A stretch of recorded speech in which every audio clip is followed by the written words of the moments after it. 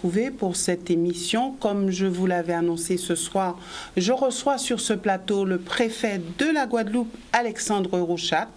Avec nous, bien sûr, il fera un tour des différents sujets prioritaires en Guadeloupe. Monsieur le préfet, bonsoir et merci d'être avec nous. Bonsoir madame, merci beaucoup. Alors, ce que l'on sait, c'est que, bien sûr, vous vous appelez Alexandre Rouchat. Vous êtes né le 24 septembre 1969, pour ceux qui voudraient en savoir un petit peu plus. Vous êtes titulaire d'un billet de l'ESSEC, c'est ça? C'est ça. Vous avez aussi un parcours militaire, puisque vous avez fait l'école spéciale militaire de Saint-Cyr. Et puis, plus récemment, on va dire que vous avez été quand même préfet de la Meuse. Exactement. Ensuite, vous êtes venu en Guadeloupe, mais vous avez un parcours bien plus étoffé puisque vous avez été, et cet aspect m'intéresse au plus haut point, puisque vous avez été en avril 2015 chef de service adjoint au délégué interministériel à la sécurité routière. Et bien sûr, nous parlerons sécurité routière ce soir. La liste n'est pas exhaustive, mais monsieur le préfet, ce qu'on sait un peu moins ou ce qu'on ne sait pas, c'est si vous avez l'intention d'être un préfet omniprésent, omnipotent, ou si vous avez l'intention d'être un préfet peut-être avec un management plus moderne. C'est assez compliqué de répondre à cette question parce que omniprésent, c'est mon rôle d'être, non pas omniprésent, mais d'être présent sur tous les sujets qui le nécessitent et qui nécessitent pour la présence de l'État et l'implication forte de mes services et de moi-même en fonction des sujets. On y reviendra, je pense, il y a quelques sujets qui seront abordés. Vous avez dit omniprésent, omnipotent, non. Omnipotent, c'est pas possible. On n'est pas capable d'être omnipotent. D'ailleurs, on l'est d'autant moins que l'État que je représente ici n'a pas toutes les compétences, bien loin de penser cela. On exerce toutes les politiques publiques avec l'ensemble des élus, avec l'ensemble des collectivités, donc c'est pas omnipotent, mais c'est bien compétent avec l'ensemble des élus et l'ensemble des acteurs. Management moderne, je ne sais pas ce que ça veut dire, mais en revanche, moi j'aime bien être en contact avec les gens, j'aime bien les côtoyer, j'aime bien parler avec eux. C'est bien ce que j'appelle management moderne. Alors on va dire que c'est du management moderne, mais j'aime bien avoir un contact avec les gens. C'est ce que je fais avec, je l'espère en tout cas, que c'est bien perçu comme ça avec tous les maires. J'ai décidé de rencontrer tous les maires depuis mon arrivée, parce que je considère que, je le disais juste avant, on exerce des compétences avec eux. Donc voilà un peu le signe que je veux donner depuis mon arrivée. Alors est-ce que vous êtes aussi un adepte du franc-parler, clair et transparent? Je l'espère, on verra, vous jugerez sur pièce. Oui, je veux dire les choses, effectivement. Vous voulez dire les choses. Alors, vous êtes arrivé, vous avez vu un petit peu la situation de la Guadeloupe et nous y arriverons un petit peu tout à l'heure. Mais de manière générale, quelle est votre appréciation concernant la Guadeloupe? C'est un territoire qui, alors tout le monde me le dit, qui est compliqué. Mais c'est pas la première chose que je vois en arrivant. C'est un territoire qui est très attachant, qui est très beau, bien évidemment, mais dans lequel la population est très attachante et on sent qu'il y a une vraie attente en fait envers l'État et envers les services de l'État. Et donc c'est dans ce sens que j'arrive et que j'endosse ma mission depuis un peu plus d'un mois maintenant. C'est vraiment un territoire dans lequel je crois que les habitants, je crois que les élus sont en attente de l'État, mais d'un État, comme vous l'avez dit, pas au franc-parler, mais c'est-à-dire un État qui va exercer ses compétences là où c'est écrit et comme ça doit l'être. Alors, souvent on se dit on ne peut pas tout dire, on ne doit pas tout dire. Est-ce que vous le pensez? Non, je crois, on ne peut pas tout dire forcément tout de suite, parce qu'on a besoin d'articuler les choses, on a besoin d'en parler avec les principaux intéressés, mais à la fin il faut tout dire, parce que c'est comme ça aussi qu'on fait progresser le débat. Alors vous le savez, sur deux sujets principalement, il est dit que on ne nous dit pas tout. Quand on dit on, ça veut dire l'État, les élus ne nous disent pas tout sur le sujet de l'eau, mais aussi sur le sujet de cette pandémie Covid-19, et nous y arriverons tout à l'heure. Depuis votre nomination ici, vous avez une rencontre avec les acteurs de l'eau, une rencontre qui a été un petit peu, on va dire, houleuse. Alors, vous êtes resté stoïque. Est-ce que ça veut dire que vous êtes déjà armé pour ce type de rencontre ? On verra. Alors je pense que vous faites allusion à une rencontre qui a eu lieu au Vélodrome, qui a été un petit peu chahutée. Oui. J'ai été stoïque parce que j'ai attendu et j'ai écouté ce que les gens avaient à dire. Ils l'ont dit d'une façon peut-être un peu brutale, qui ne correspondait pas exactement à ce que j'attendais en matière de dialogue. Mais voilà, dont acte. Non, vous avez dit que j'ai rencontré tous les acteurs. Effectivement, j'essaye de rencontrer tous les acteurs qui sont liés au sujet de l'eau, et ils sont très nombreux. Parce que parmi les acteurs liés au sujet de l'eau, pour moi, il y a aussi les usagers. Et c'est vraisemblablement par là que j'ai souhaité commencer à travailler sur le sujet de l'eau, c'est de comprendre pourquoi est-ce qu'aujourd'hui, en Guadeloupe, alors que l'eau est présente, il y a des ressources en eau qui sont importantes, pourquoi est-ce qu'aujourd'hui on a encore des usagers, des Guadeloupéennes et des Guadeloupéens qui n'ont pas d'eau à leur robinet, ou quand on leur programme des tours d'eau, les tours d'eau ne sont pas respectés parce qu'on n'arrive pas à avoir assez d'eau qui est acheminée. Et voilà, donc c'est ça pour moi les premiers acteurs que j'ai souhaité rencontrer. Alors parlons du SIAG. Pouvez-vous nous éclairer, puisque les Guadeloupéens se disent oui, il n'y a pas d'eau dans les robinets, c'est pas nouveau, mais où en est-on exactement ?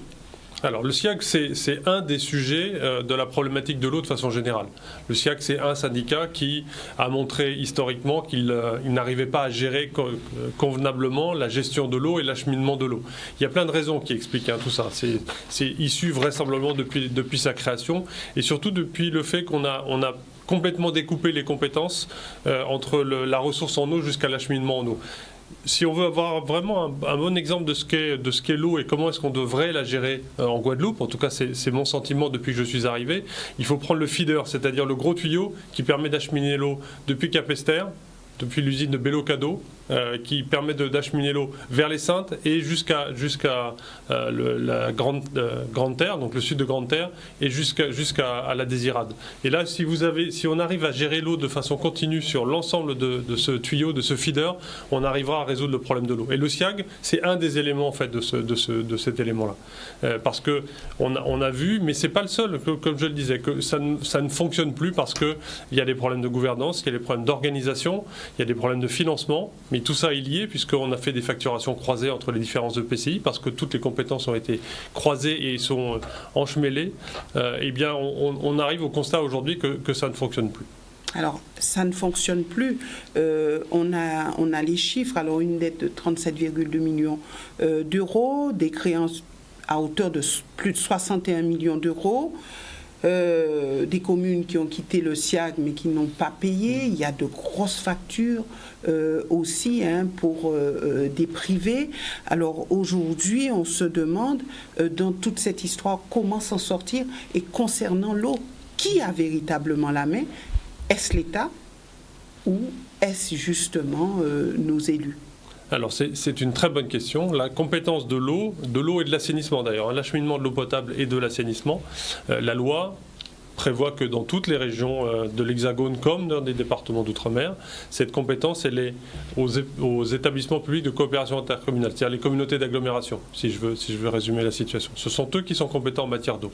Et ensuite, pour gérer cette eau, eh bien, ils peuvent soit le faire eux-mêmes, soit le confier à une régie, qui est une organisation administrative, soit le confier à un syndicat mixte, c'est-à-dire se regrouper ensemble pour le confier. C'est ce qui s'est passé pour le SIAG. Donc vous avez donc la compétence, c'est bien celle des communautés d'agglomération, donc des présidents de ces communautés d'agglomération, et ce sont eux qui sont chargés de gérer l'eau. L'État n'est pas compétent. La région non plus d'ailleurs n'est pas compétente sur la gestion de l'eau, et le département l'est uniquement sur la partie eau d'irrigation.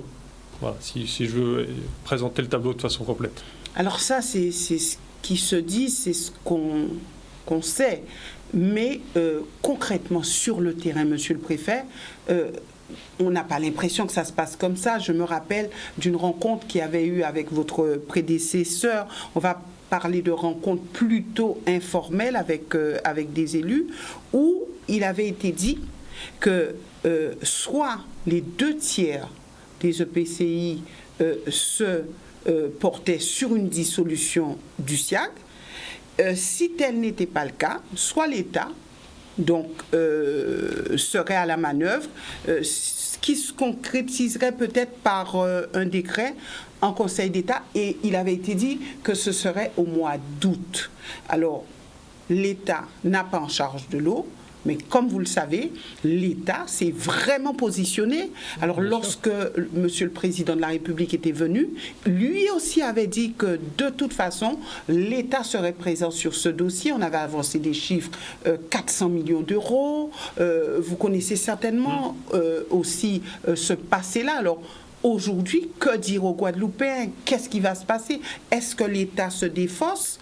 Est-ce que l'État dit « nous sommes présents » donc, que se passe-t-il exactement? Alors là, je vous ai juste décrit la compétence, c'est-à-dire que ce que la loi prévoit pour la compétence. Mais l'État est très présent et on a vraiment notre responsabilité et notre intérêt, c'est de veiller à ce que l'eau puisse être acheminée, l'eau potable puisse être acheminée à tous les Guadeloupéennes et les Guadeloupéens. Je vous ai dit que l'État n'était pas compétent. Pour autant, on a décidé de mettre en place le plan d'urgence. Vous avez cité le préfet Gustin, mon prédécesseur. Il a décidé en avril dernier de réquisitionner un certain nombre d'entreprises pour rétablir l'eau, et ça s'est fait depuis le mois d'avril. On arrive à la fin de cette phase de réquisition.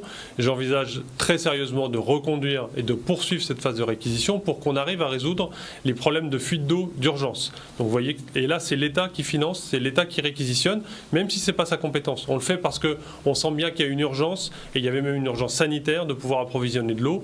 L'objectif, je le rappelle, de cette réquisition, ça n'est pas de rétablir l'eau à tous les robinets, parce que ça n'est pas à la portée de la réquisition qu'on veut faire. Il y a un travail beaucoup plus long, je vais y revenir après, qui doit être fait. L'idée, c'est de réparer les fuites les plus importantes. Et il y avait un objectif de 5000 fuites à réparer. Il y en a à peu près 3000 qui ont été détectées. Il y en a la moitié de ces fuites celles qui ont été détectées, qui sont réparées. Et on va donc continuer à réparer les fuites. Et quel est l'intérêt de réparer des fuites, notamment dans le secteur de Capesterre?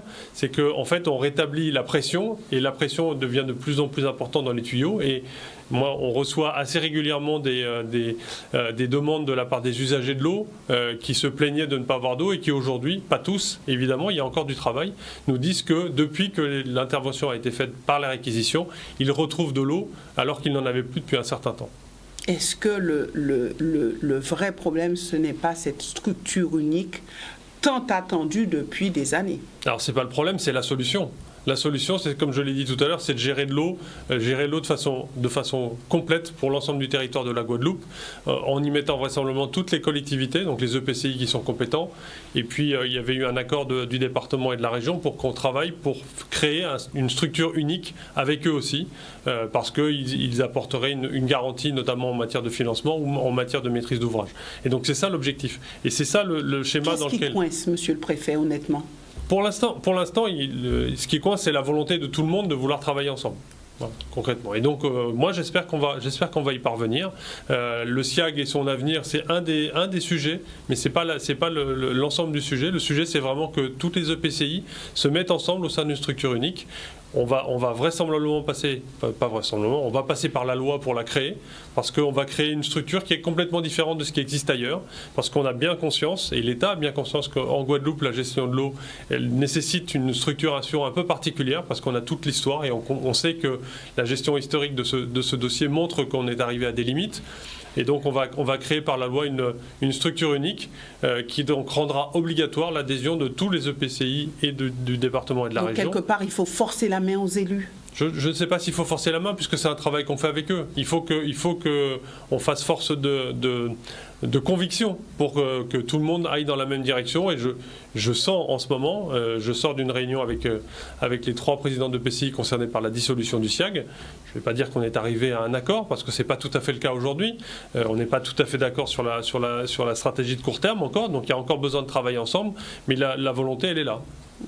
Alors, on a vu l'élection du nouveau président, du nouveau bureau du SIAG. Alors on se demande pourquoi élire un nouveau président, un nouveau bureau, si on parle de dissolution du SIAG.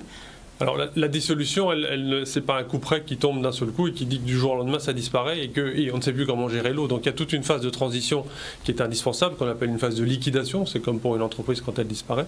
Donc il y a une phase de liquidation qui doit se mettre en place. Et pour cette phase, il est très bien qu'on ait un président à la tête du SIAG, puisque c'est lui qui va gérer cette phase.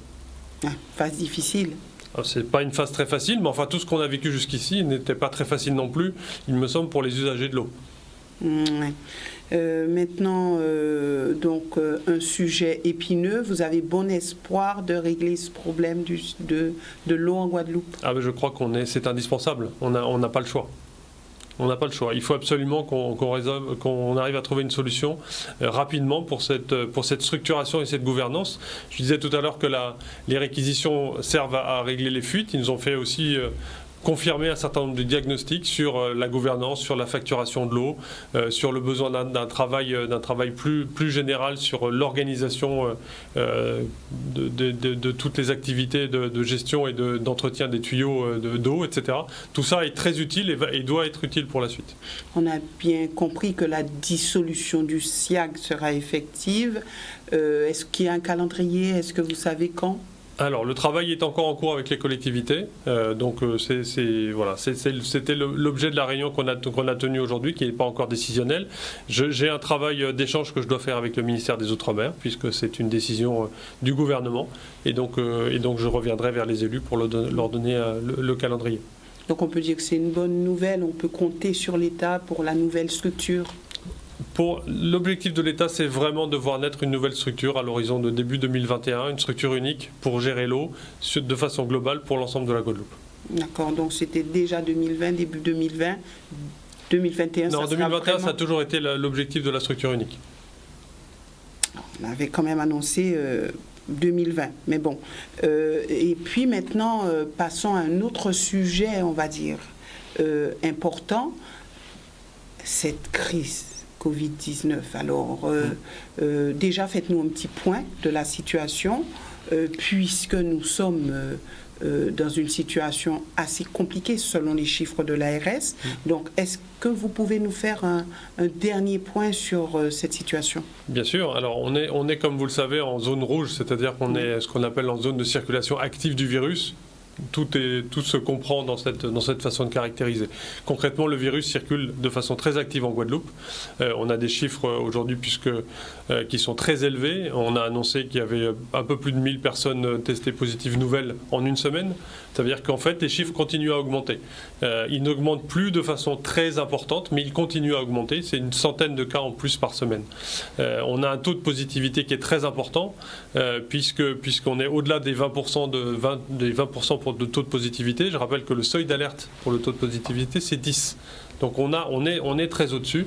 Et surtout, on a un facteur de renouvellement. Alors j'entre un peu dans le détail, mais c'est important pour que les gens comprennent. Le facteur de renouvellement, ce qu'on appelle le facteur R, en fait, qui permet de calculer pour une personne contaminée, combien d'autres personnes vont être contaminées, il est supérieur à 1. Il est un petit peu au-dessus de 1, mais il est supérieur à 1. Ça veut dire que si vous et moi, on a le coronavirus, on va le donner à une personne plus à une autre. Et donc ça veut dire qu'on va augmenter l'épidémie. Et donc c'est ça aujourd'hui la vigilance. Il y a un autre indicateur qui est très important, ce sont les nombres de personnes qui sont à l'hôpital, notamment en réanimation, sur des cas graves. Et ce chiffre, et on le surveille de façon très importante, on était à 24 patients en réanimation sur 28 lits disponibles dimanche. Et ça progresse et ça évolue tous les jours évidemment. Donc la situation, elle est extrêmement importante. On va dire catastrophique. Non, je ne peux pas dire catastrophique parce que je pense que les Guadeloupéennes et les Guadeloupéens ont compris aujourd'hui quelle était l'importance de faire attention, d'adopter des gestes barrières et de se protéger et de protéger les autres. On a encore quelques comportements qu'on voit et qu'on connaît, sur lesquels je vais vraisemblablement être obligé de prendre des mesures bientôt, qui continuent. Je ne peux pas encore vous le dire. Vous savez, je l'ai dit tout à l'heure, j'ai un grand soin de faire de la concertation avec les élus, les responsables. Et donc demain matin, je réunis un comité de suivi Covid avec l'ensemble des élus demain matin et on va en discuter avec eux. Et à l'issue de ce comité, je prendrai des décisions. Mais on va vraisemblablement être obligé de prendre de nouvelles décisions parce qu'on n'arrive pas encore à faire respecter l'ensemble des gestes barrières. Je pense notamment au rassemblement, aux fêtes qui continuent à être organisées, en dépit de toutes les règles qu'on établit, en dépit de tout ce qu'on annonce, et en dépit surtout de règles de gestes barrières ou de distanciation, c'est-à-dire que tout se passe sans masque, dans une ambiance festive et alcoolisée, qui fait qu'on oublie tous les bons réflexes. Vous savez qu'on a eu beaucoup de décès cette semaine à l'hôpital, puisqu'il y a eu 16 décès. C'est la semaine la plus importante en termes de décès. En une semaine, c'est extrêmement important. Il y avait parmi ces gens, tous les gens étaient atteints d'autres maladies graves. Donc en fait, le Covid est venu aggraver une situation sanitaire qui était déjà problématique. Mais parmi ces gens, on a une personne qui avait moins de 50 ans qui est décédée. Et on a connu dans les semaines passées des gens de moins de 30 ans qui étaient décédés du Covid. Donc en fait, on n'est pas préservé de la maladie, même si on est jeune, même si on est en très bonne santé. On peut très bien avoir la maladie, développer une forme grave. Et surtout, on peut avoir la maladie sans le savoir, puisqu'on peut être asymptomatique, et on peut la donner à quelqu'un d'autre. Et à ce quelqu'un d'autre qui, lui, peut avoir une maladie grave. Et donc c'est vraiment le message, c'est un message que je veux faire passer ce soir, et je pense qu'il est compris par la majorité. Je le répète pour quelques personnes qui ne l'entendent pas encore tout à fait, c'est de dire qu'il faut se préserver soi-même et préserver les autres. Et préserver les autres, c'est réfléchir à 2 fois avant d'aller voir quelqu'un qu'on sait fragile. Alors, sa grand-mère ou son grand-père, ses parents parce qu'on sait qu'ils sont diabétiques, parce qu'on sait qu'ils ont une pathologie qui est grave. Eh bien, il faut y réfléchir à 2 fois parce qu'on ne sait pas si on n'est pas porteur asymptomatique du virus. Et donc si on doit aller les voir, il faut vraiment se protéger, porter un masque, mettre du gel hydroalcoolique, rester à une distanciation. C'est extrêmement important. C'est vraiment comme ça qu'on va réussir à faire baisser cette courbe dans les semaines qui viennent. Alors justement, on a des chiffres qui peuvent quelque part effrayer. Qu'attendez-vous pour reconfiner ? Vous savez, en ce moment, on est et je pense que votre question, elle est de bon sens. Si on imagine que c'est comme ça qu'il faut arrêter les choses, rappelez-vous des conséquences du confinement que nous avons eu ici en Guadeloupe. Moi, je n'étais pas ici, mais dans mon département, j'ai bien connu. J'étais en région Grand Est, donc une région qui était aussi beaucoup touchée. Les conséquences d'un confinement sont extrêmement fortes, d'un point de vue social, d'un point de vue économique. Et donc, il faut qu'on essaye ensemble, et c'est pour ça que j'appelle à la responsabilité de chacun. Il faut qu'on essaye chacun de juguler cette épidémie en adoptant les bons gestes, en évitant de se rassembler, en évitant de propager le virus pour éviter justement d'avoir à confiner. C'est vraiment ça l'importance. Ça ne fonctionne pas alors. Je n'ai pas dit que ça ne fonctionnait pas. Il y a des messages d'appel depuis très longtemps, encore et encore, et on a l'impression que les choses n'évoluent pas dans le bon sens. Faire concrètement ? Les choses n'évoluent pas suffisamment dans le bon sens. On a réussi tout de même à avoir une petite stabilité sur les chiffres. Il faut maintenant qu'on fasse baisser, et donc il faut qu'on rentre un peu plus dans le détail. Peut-être qu'il faudra adopter des mesures qui vont un peu plus dans le sens de la restriction des allées et des venues, mais honnêtement, le confinement, c'est vraiment la solution extrême. C'est vraiment, c'est parce qu'on y sera obligé, parce qu'on aura finalement raté ce qu'on est en train de faire aujourd'hui, de l'appel à la responsabilité. 16 décès, c'est beaucoup, vous l'avez dit vous-même, en une semaine. Alors c'est vrai qu'on met souvent en parallèle le volet économique, et je serais tentée de vous dire que vaut un homme par rapport à ce dont on parle. Vous avez tout à fait raison, mais pour préserver ces hommes et ces femmes pour éviter qu'ils aillent à l'hôpital, il faut qu'on adopte nous-mêmes de la responsabilité, des gestes barrières. C'est indispensable dans toutes nos activités, et d'ailleurs y compris parfois même dans les cercles privés. Vous savez, si vous imaginez ce week-end que vous avez un anniversaire à organiser et que vous avez prévu d'inviter de la famille, et bien moi je vous appelle à la responsabilité. Je me dis que peut-être que pour cette année l'anniversaire c'est peut-être pas comme ça qu'il faut l'organiser. Peut-être que pour les 2 ou 3 semaines qui viennent, il faut rester chez soi et éviter de se mélanger avec les cousins ou avec les amis qui peuvent être porteurs du virus, ou vous pouvez l'avoir, ils pouvaient le donner, et demain ils iront voir leur grand-mère ou leur grand-père et ils pourront leur donner. Donc ça c'est vraiment important. Et puis le deuxième message qui est à passer, parce que les 16 personnes qui sont décédées cette semaine sont des personnes qui sont arrivées dans un état très grave déjà à l'hôpital. Et donc il faut, quand on est en situation de pathologie, c'est-à-dire que quand on est malade, il faut évidemment faire très attention et ne pas côtoyer des gens qui potentiellement sont malades eux-mêmes. Mais dès qu'on a un petit signal, il ne faut pas hésiter à aller consulter, soit son médecin en l'appelant, soit en allant à l'hôpital, dans une situation où on n'est pas déjà gravement atteint par la maladie, parce que c'est une maladie qui s'aggrave, qui peut s'aggraver très vite en fonction d'autres pathologies. Et donc il faut vraiment consulter tout de suite, ou au moins appeler son médecin pour le signaler, pour que le médecin vous oriente. Mais le discours aussi a été de dire que l'hôpital ne peut plus absorber de personnes Covid. Donc, comment faire la part des choses ? L'hôpital peut toujours absorber des personnes Covid. C'est d'ailleurs le plan d'action qu'on a conduit, que la directrice générale de l'ARS a présenté. On augmente les capacités de traitement des lits Covid. On a de plus en plus de lits Covid hors réanimation, et on est capable d'augmenter le nombre de lits de réanimation Covid. Ça fait partie du plan, et c'est ça notre stratégie, et ça fonctionne. On a 28 lits Covid en réanimation aujourd'hui qui sont actifs. On va pouvoir les augmenter, le directeur général du CHU pourrait mieux le dire, mais il va pouvoir les augmenter de 8 parce qu'il a reçu des renforts de la réserve sanitaire. C'est la 13e rotation de la réserve sanitaire. Ça veut dire que c'est la 13e semaine pendant laquelle on a des renforts de métropole sur le CHU. Donc ce n'est pas un travail de maintenant, c'est un travail de longue haleine. Et puis comme vous le savez, on a fait une demande particulière dans cette situation d'avoir des renforts militaires. Et donc il y a eu ce week-end une reconnaissance qui a été faite par une équipe de médecins militaires qui est venue voir si la Guadeloupe devait bénéficier ou pas d'un renfort militaire. Et on attend leurs résultats, mais j'ai bon espoir que nous puissions voir aussi arriver des militaires pour équiper des lits de réanimation. Donc vous voyez qu'il y a de la place, on n'est pas en saturation. Mais on sait, et bientôt il y aura une rencontre avec les syndicats qui tirent la sonnette d'alarme parce que le personnel soignant est lui aussi touché par le Covid. On sait aussi que c'est un personnel qui dit être épuisé.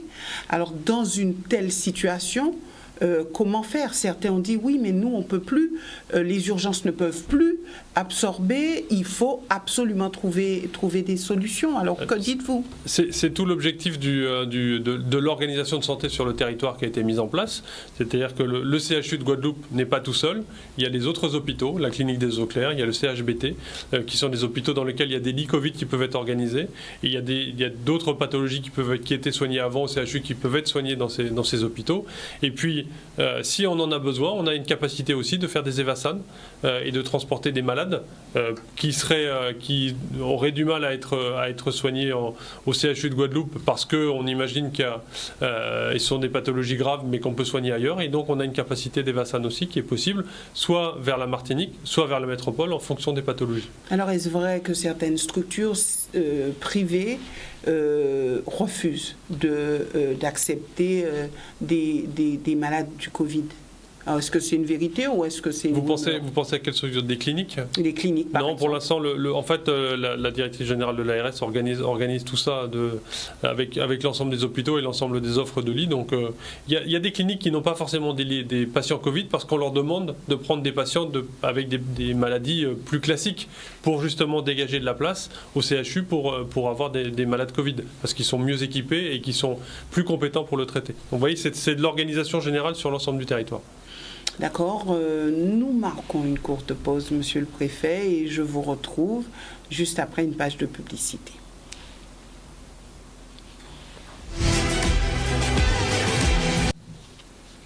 Voilà, donc nous allons poursuivre un peu encore concernant le Covid, puisque ça prend une belle part de notre quotidien. Il y a eu beaucoup de propos tenus concernant les masques. Alors, là aussi, c'est vrai que on parle de gestes barrières, on dit qu'il faut se protéger. Rappelez-vous, au début de cette pandémie, les propos n'étaient pas toujours en cohérence avec les actions. Et il avait été dit aux Guadeloupéens, le masque n'était pas utile, il suffisait de garder la distance et que ça ne servait à rien. Ensuite, nous sommes arrivés au fait qu'il faille obligatoirement porter les masques, sous peine de sanction d'ailleurs. Donc aujourd'hui, cette population, elle ne croit plus en rien, ni en personne. Alors comment convaincre? Est-ce par des chiffres, par les chiffres de mortalité? Comment convaincre? Alors, comment convaincre? En expliquant les choses, ce qu'on essaye de faire, la connaissance de la maladie et de la façon de s'en protéger, elle évolue. Elle a évolué beaucoup depuis l'hiver dernier, depuis que la maladie est arrivée en France métropolitaine et évidemment partout dans le monde, et ici aussi. Et donc cette connaissance de la maladie, elle a progressé, elle nous permet de mieux soigner et de mieux prévenir.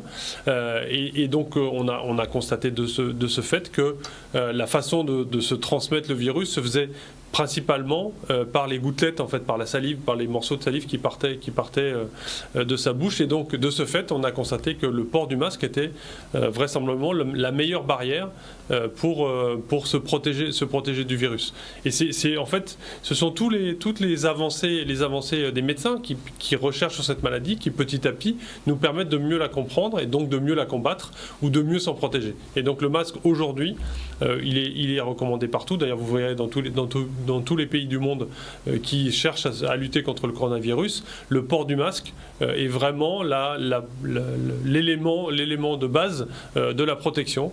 Quand vous portez un masque et que la personne en face de vous porte un masque, je crois que c'est à 98%, vous êtes sûr de ne pas être qu'à contact si lui était positif et que vous avez pu parler avec lui. Donc vraiment le fait de porter le masque, d'ailleurs le masque jetable ou le masque lavable, est vraiment l'élément essentiel. Et il est d'autant plus essentiel qu'aujourd'hui, en plus, on a les capacités de pouvoir doter tout le monde. Donc c'est important que chacun comprenne bien que c'est la barrière essentielle et qu'on a les moyens de s'en doter et qu'il faut vraiment le faire. Alors, capacité de doter tout le monde, ça a un coût. Oui. Et c'est surtout cela qui revient. Alors, des ménages qui sont déjà en difficulté, un contexte économique, on va dire, difficile. Alors, comment dire aux gens, oui, il vous faut acheter des masques pour que vous puissiez vous protéger. Alors, est-ce qu'il n'y avait pas une possibilité de faire autrement et que les gens aient envie de porter des masques parce que ça ne coûte pas aux ménages? Alors, les masques coûtent de l'argent, c'est vrai. D'ailleurs, voyant cela, moi j'ai décidé de débloquer un certain nombre de masques que nous avions en stock pour pouvoir les donner plus massivement et plus rapidement, et notamment à toutes les personnes qui sont vulnérables et qui sont dans le besoin. Et donc je suis passé par le conseil départemental, par les CCAS des communes et par plein d'associations, à la Croix-Rouge par exemple, ou d'autres associations qui s'occupent des personnes vulnérables et des personnes qui sont à la rue, pour débloquer des masques, pour qu'ils puissent distribuer des masques à des personnes qui en ont besoin. Combien de masques sont débloqués? Alors, depuis le début de la crise, je crois que c'est plus d'1 million de masques qui ont été débloqués en Guadeloupe. Et là, depuis que je suis arrivé, on en a débloqué 350 000. Des masques, principalement des masques lavables et quelques masques jetables. Donc vous voyez qu'on est là et on a compris qu'il y avait un besoin pour la population et qu'on préfère 100 fois aller donner un masque à quelqu'un qui n'a pas les moyens financiers pour qu'il puisse se protéger et protéger les autres. Au-delà des tests Covid, là aussi, il y a eu beaucoup de propos là-dessus. Alors, est-ce qu'il faut se fier aux tests? Alors, certains disent qu'on peut pacifier, que les tests ne sont pas forcément bons. Alors, concernant tout cela, que dire? La même chose que pour les masques. Concrètement, les tests, ils sont fiables. Les tests PCR que l'on fait, ce sont les tests les plus fiables, parce que on va chercher. Alors, je rentre un peu pas dans la technique, mais l'explication, on va chercher en fait la trace du virus dans son organisme et au fond du nez. Donc on va vérifier que le virus est bien présent. Et donc si on le teste et qu'on découvre le virus, ça veut dire que vous êtes positif. Et donc les tests sont sûrs. La difficulté, c'est que ça peut faire un peu mal. Mais bon, moi je l'ai fait plusieurs fois. Je ne sais pas si vous l'avez fait, mais voilà, c'est une petite douleur qu'on peut ressentir, mais ça passe très vite et en revanche, on est sûr du résultat. Donc on est sûr du résultat. À ce moment-là, que faut-il faire si on est positif? Alors si on est positif et en attente du résultat du test qu'on peut avoir, il faut se mettre en position de ne pas pouvoir le donner à quiconque, c'est-à-dire respecter les gestes barrières et se mettre en isolement chez soi, dans un endroit où justement on ne va pas avoir à côtoyer d'autres personnes. Faut-il systématiquement aller voir son médecin traitant? Normalement, quand vous êtes cas positif, vous avez vu votre médecin avant, votre médecin a été prévenu, puisque une fois que vous êtes positif, vous êtes tracé par la cellule de la sécurité sociale, la cellule riposte, qui va vous contacter pour vous prévenir et qui aura prévenu aussi votre médecin traitant. Donc en fait, votre médecin est déjà au courant. Et donc vous pouvez l'appeler pour prendre avec lui conseil sur la suite, mais la cellule riposte vous aura appelé aussi et vous aura donné toutes les instructions. Alors, au niveau économique, êtes-vous optimiste? Je suis optimiste, c'est compliqué de le dire. On est vraiment dans une phase de reprise économique. L'épidémie qui revient nous contraint un certain nombre d'activités. En revanche, ce qui est sûr, c'est qu'il faut absolument, et ça c'est pour l'activité économique, il faut absolument qu'on ait jugulé cette crise de l'épidémie, donc je ne sais pas si c'est une deuxième vague ou si c'est toujours la première vague, enfin cette vague que nous avons aujourd'hui, pour que à la saison touristique qui va commencer en novembre, on puisse accueillir à nouveau des touristes. Parce que sinon, effectivement, là, on aurait des grosses difficultés économiques. Et puis le deuxième point sur l'activité économique, c'est le plan de relance que nous avons lancé. Le gouvernement l'a défini et l'a présenté il y a une dizaine de jours aujourd'hui. On attend un certain nombre d'instructions pour ensuite pouvoir le décliner localement et pouvoir, avant la fin de l'année, lancer ce plan de relance qui comporte énormément de volets, d'aide aux entreprises, d'aide à la formation, d'investissement pour les maîtrises d'ouvrage publics, donc pour les collectivités qui souhaitent avoir des crédits et qui ont des projets à financer. Et donc tout ça va permettre aussi de relancer l'activité économique ou de la maintenir pour certaines activités. Pensez-vous, Monsieur le Préfet, que l'État pourra réellement empêcher le naufrage économique et social du département ? C'est pas seulement l'État, hein, c'est un travail collectif. Ce sont tous les acteurs socio-économiques. J'ai pris contact avec eux, je dois les revoir bientôt. C'est avec eux évidemment qu'on travaille, mais aussi avec les collectivités. Je crois que la région est très allante sur le sujet de la relance et du soutien économique. Voilà un travail collectif qu'il faut que nous fassions. Mais oui, je suis certain qu'il n'y aura pas de naufrage socio-économique de la Guadeloupe parce que nous avons les moyens et parce que l'État et les collectivités ont aussi des moyens à mettre pour que cette relance économique puisse voir le jour. Alors on sait bien que les entreprises comptent beaucoup sur l'État. Est-ce que vous pourrez faire face à toutes ces attentes ? Oui, ça fait partie de nos prérogatives. Il y a plein d'aides qui existent. Vous savez qu'on a soutenu très fortement les entreprises pendant la phase de confinement et qu'on continue à soutenir un certain nombre de secteurs qui sont en difficulté aujourd'hui, notamment l'événementiel ou les secteurs de la nuit. Poser la question. Donc, on continue à les soutenir, mais on les a beaucoup soutenus. Et puis il y a les entreprises qui ont pu avoir des fonds qui ont été donnés par l'État, des fonds d'aide à la trésorerie, des prêts garantis par l'État qui sont établis. Donc ça continue à voir le jour et ça continue à aider les entreprises. Et puis, il y a le plan de relance qui va arriver, qui est vraiment à destination des entreprises et de l'activité économique.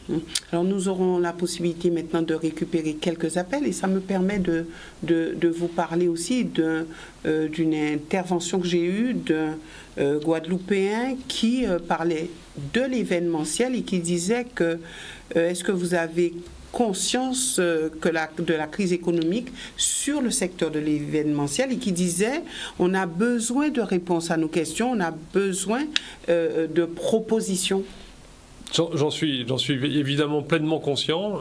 D'ailleurs, on a déjà travaillé avec eux puisque avant de prendre un certain nombre de mesures de restriction d'activité dernièrement, on avait travaillé avec eux à une charte pour que justement les activités puissent se passer dans des cadres d'établissements recevant du public et on avait travaillé cette charte avec eux. Et j'avais demandé au secrétaire général chargé de l'action régionale, donc qui s'occupe de tous les sujets économiques, de bien travailler avec eux. Et donc on va les rencontrer à nouveau parce que effectivement ils sont dans une situation économique qui est très compliquée, qui ne s'améliore pas puisqu'on ne peut pas réouvrir un certain nombre de lieux dans lesquels ils exerçaient leur activité. Et puis ils sont rejoints aujourd'hui aussi par les gens qui gèrent les bars et les restaurants, puisque j'ai été obligé de restreindre les heures d'ouverture. Donc tout ça, on l'entend évidemment, on va les recevoir et on va évoquer avec eux toutes les pistes qui peuvent venir pour les aider. Malgré les nombreux radars en Guadeloupe, on se rend compte qu'il y a beaucoup d'accidents et notamment beaucoup de décès. Était-ce la solution ?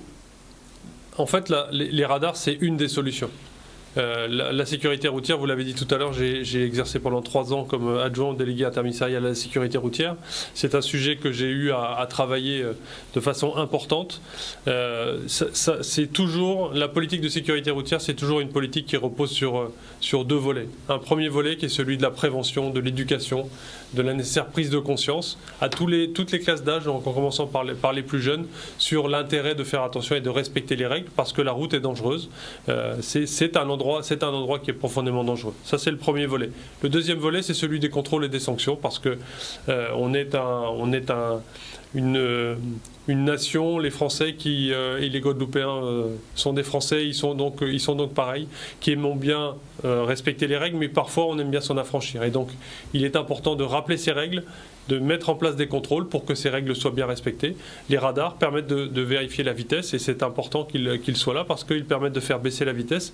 Je rappelle que la vitesse, c'est le facteur gravité de tous les accidents. Donc il faut encore plus de radars. Je n'ai pas dit ça. J'ai dit on a un plan de déploiement des radars, ils vont être mis en place. On fera un bilan ensuite pour voir l'effet évidemment des radars sur l'accidentalité à l'endroit où ils ont été placés, ou aux environs où ils ont été placés, et sur l'accidentalité de façon générale. Mais on va aussi mettre en place toutes les autres possibilités, à la fois dans le volet des contrôles. Moi je vais charger spécifiquement les forces de l'ordre d'exercer des contrôles. J'ai dit qu'il y avait la vitesse qui était responsable de nombreux accidents. Il y a aussi l'alcool qui est responsable de nombreux accidents, et donc on va renforcer les contrôles anti-alcoolémie sur la route. Il y a aussi les stupéfiants au volant qui sont responsables de nombreux accidents. Donc ça c'est le volet de contrôle-sanction, et puis on va renforcer aussi le volet éducation et prévention, parce que c'est indispensable que tout le monde prenne conscience et sache quel est le danger sur la route et y fasse très attention. Il y a 32 décès décomptés aujourd'hui sur la route. L'an dernier, il y en avait 30 donc à la même période. Donc on est déjà au-dessus, alors qu'on a des chiffres qui sont extrêmement importants. Il faut donc qu'on veille vraiment à ne pas augmenter cette violence routière qui s'exerce en Guadeloupe. Juste un chiffre, mais qui va parler à tous les auditeurs, j'imagine. Sur les 30 accidents mortels de l'an dernier, il y en a 9 qui auraient pu être évités si les personnes avaient mis simplement leur ceinture de sécurité ou mis un casque sur leur moto. Voilà des choses qu'on peut corriger grâce à la prévention. Et puis si vous me permettez, et c'est juste en lien... Vous me permettez ? Allez-y. C'est juste en lien avec le Covid juste avant. Toutes les interventions des forces de sécurité, du SAMU, et ensuite les urgences et la réanimation qui viennent sur un accident de la route, ce sont des gens qui sont mobilisés sur cette activité. C'est normal, c'est leur métier. Mais quand ils font ça, ils ne peuvent pas s'occuper de patients Covid. Il est donc extrêmement important que la responsabilité de chacun s'applique aussi sur la route et qu'on évite d'avoir des conduites dangereuses, à risque. Parce que quand on a un accident de la route et quand on a des décès ou des accidents graves comme il y en a eu hier, il y a eu 2 accidents graves hier qui sont survenus sur les routes guadeloupéennes, ce sont toutes les équipes du SAMU et de la réanimation qui sont mobilisées sur ces gens. Voilà, nous avons déjà des appels de téléspectateurs, donc nous récupérons le premier. Bonsoir, nous vous écoutons. Oui, bonsoir, Monsieur le Préfet, bonsoir. Madame Boisset. Bonsoir. Et tout d'abord, merci à Cablac 10 pour cette édition spéciale. Donc voilà, j'ai une question, moi, je suis une jeune créatrice, j'ai créé mon agence de voyage l'année dernière, je commençais à travailler cette année, j'ai essayé de voir où est-ce que je pouvais avoir des aides pour maintenir ma société en vie, puisque je suis une jeune créatrice. Et à part des crédits, il n'y a rien d'autre qu'on peut m'aider. Alors moi, j'ai bien expliqué que prendre un crédit, ça engage quand même à le rembourser. Et vu que on ne travaille pas du tout, il n'y a pas que moi, je parle de toutes les agences de voyage. Donc voilà, c'était ma question. Est-ce qu'il y aura des choses qui seront faites pour... quelque chose, une ouverture pour les agences de voyage et surtout, nous, on est en danger puisque voilà, c'était surtout avec le milieu du tourisme qu'on travaille et même si on a travaillé un peu, certains avec les locaux, c'était surtout les propriétaires ou des activités, mais nous, en tant qu'agence de voyage, on est vraiment à l'arrêt là. Donc voilà, c'était ma question. Merci, madame. Alors, merci. Bonsoir madame. Alors effectivement, vous êtes dans un secteur qui est particulièrement touché et qui continue à être touché par le Covid et les conséquences très négatives du Covid, évidemment. Alors en dehors de toutes les mesures que vous avez citées, que j'ai citées moi tout à l'heure, notamment le prêt garanti de l'État, je comprends que c'est un prêt. Il y a aussi eu des possibilités de repousser un certain nombre de charges qui ont été faites. J'espère que vous avez pu en bénéficier.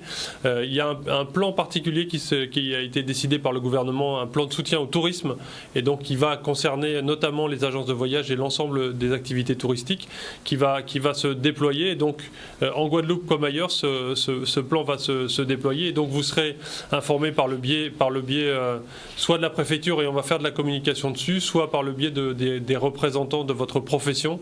Et donc il y a tout un travail qui va être organisé pour venir en soutien de votre filière.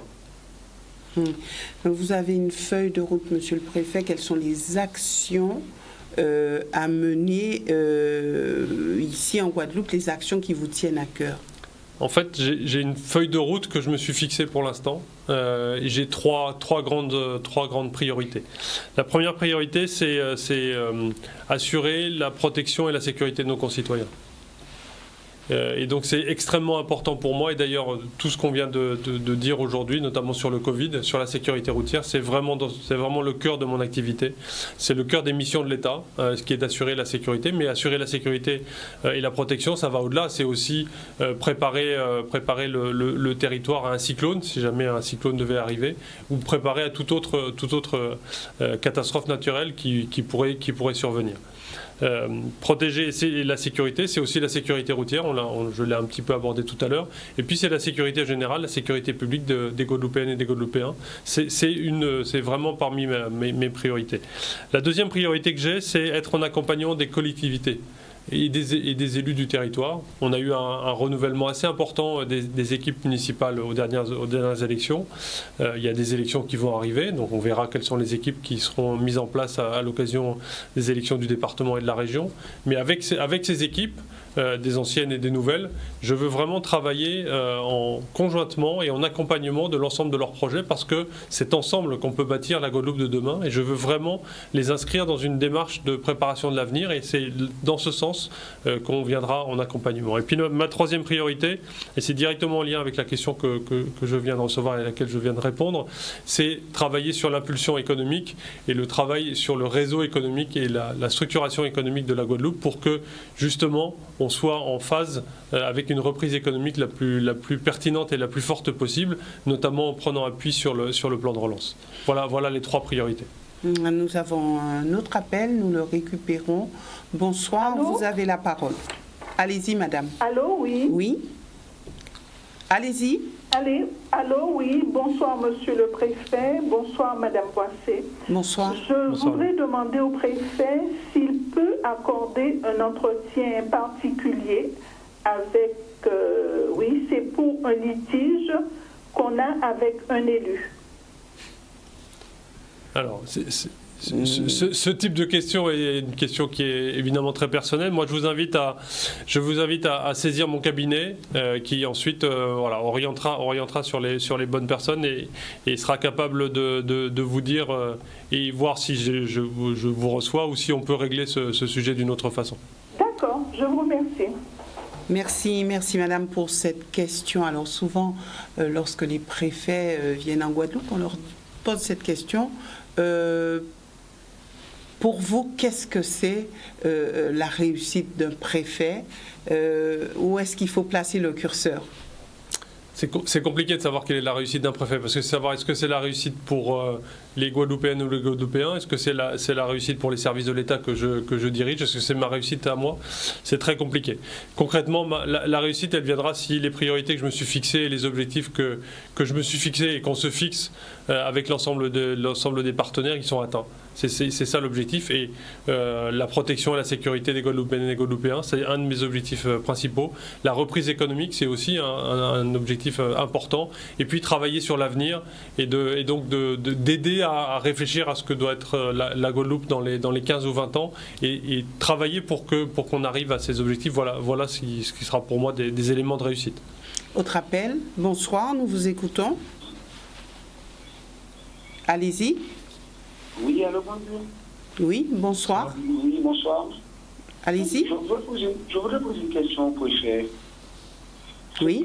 Pour lui demander, par rapport au Covid, les gens du milieu hospitalier, ils ont reçu une prime. Et là maintenant, on est plus dans le Covid que jamais. Donc j'aurais voulu savoir, est-ce qu'il y a quelque chose qui va se mettre en place par rapport à ça? C'est-à-dire, est-ce qu'il faut encore une prime? Expliquez-vous. Ben justement, ils ont donné une prime aux gens qui sont dans le milieu hospitalier. Oui.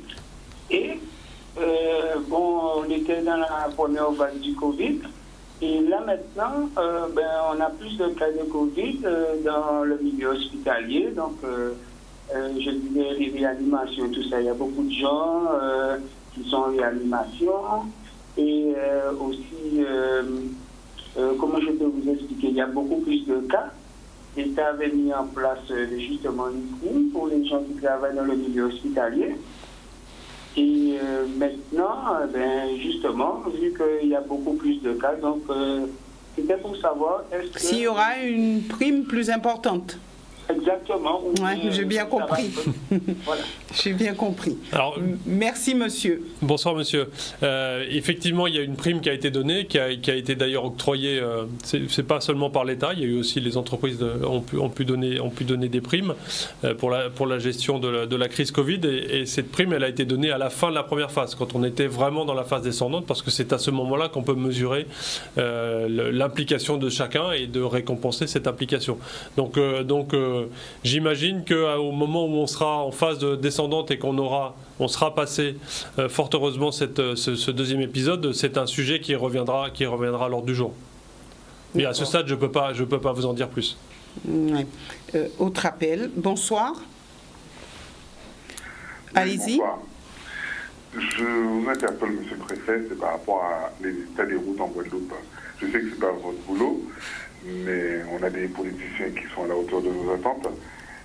Mais je voudrais quand même vous dire que c'est bien d'avoir des radars, mais aussi l'état des routes et des accidents. Elles sont vraiment déplorables. Ok, ils ont fait des travaux pour faire passer l'eau, des câbles, et ainsi de suite, mais des fois ils prennent un certain nombre de temps pour reboucher les trous qu'ils ont fait. Le nombre de pneus que j'ai éclatés entre cette année et l'année dernière, j'imagine pour le reste de la population, à éviter aussi ce genre de trous où on subit. Malheureusement, je pense que quand on fait une tranchée, on est supposé la réparer aussitôt derrière parce qu'on sait qu'il y a des usagers qui prennent la route et qui... Donc ce système-là aussi n'aide pas non plus à avoir des routes tranquilles, je pense. Merci, monsieur.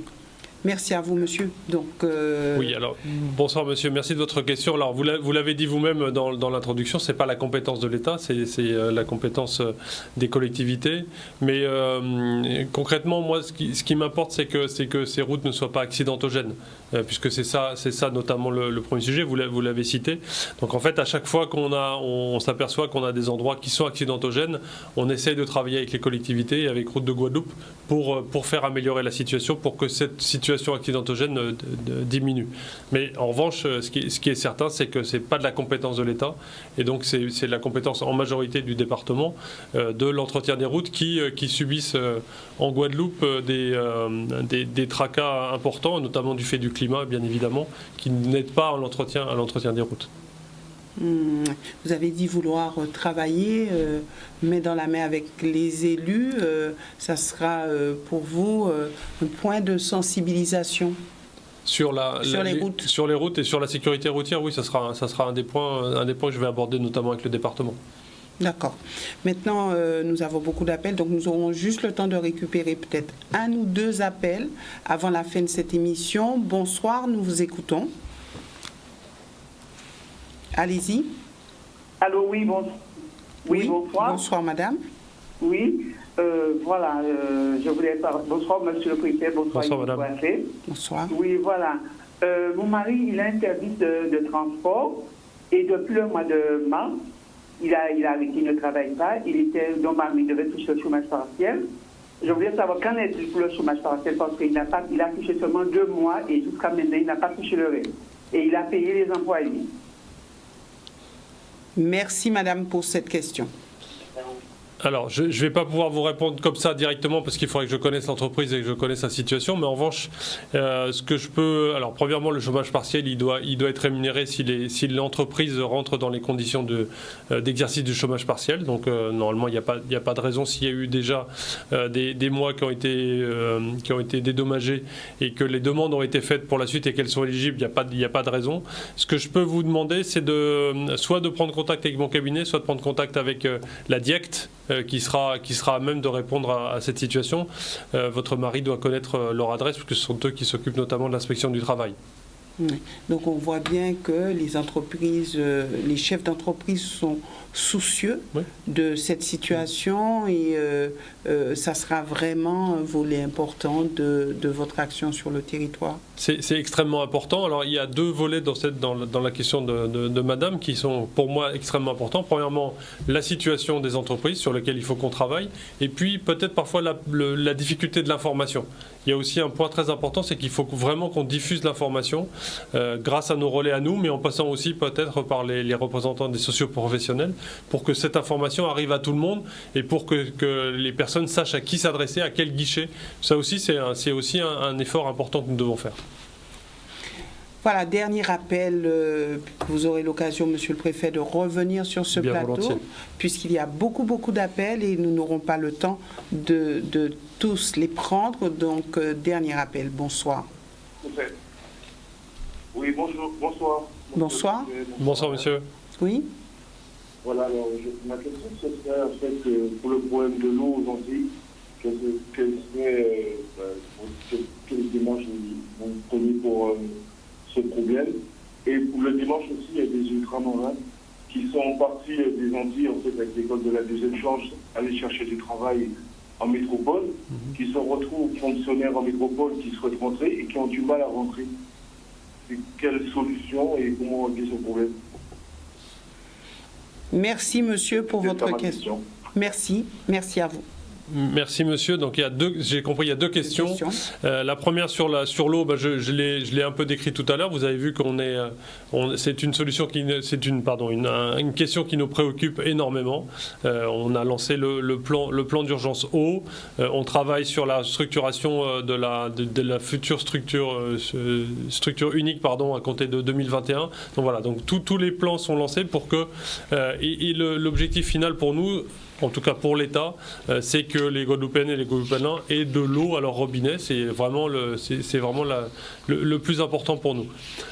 Votre deuxième question sur les fonctionnaires d'État qui sont ultramarins et en service en métropole, il y a un certain nombre en fonction des ministères et en fonction des métiers, il y a des viviers qui existent et qui permettent aux ultramarins de revenir, mais il faut évidemment que les postes soient disponibles outre-mer, ce qui est normal. On postule sur des postes disponibles outre-mer et on peut y venir. Et il y a en général une préférence qui est donnée aux ultramarins pour retourner dans leur territoire. Voilà, nous sommes arrivés malheureusement au terme de cette émission, Monsieur le Préfet. Pour conclure, il y avait un message important à faire passer, ce serait lequel ? Alors, si j'ai un seul message à faire passer, c'est celui de la responsabilisation de chacun. Chacun doit être vraiment responsable face au Covid. Imaginez tous que vous êtes atteint du Covid et qu'il faut que vous mettiez tout en mesure de ne pas le transmettre et de ne pas le donner à la personne qui vous est chère. Donc, soyez responsables. Merci, Monsieur le Préfet, d'être venu sur ce plateau. Merci aussi à vous, téléspectateurs, de nous avoir suivis. Nous nous retrouvons donc demain pour une autre émission, une émission politique. Excellente soirée à tous.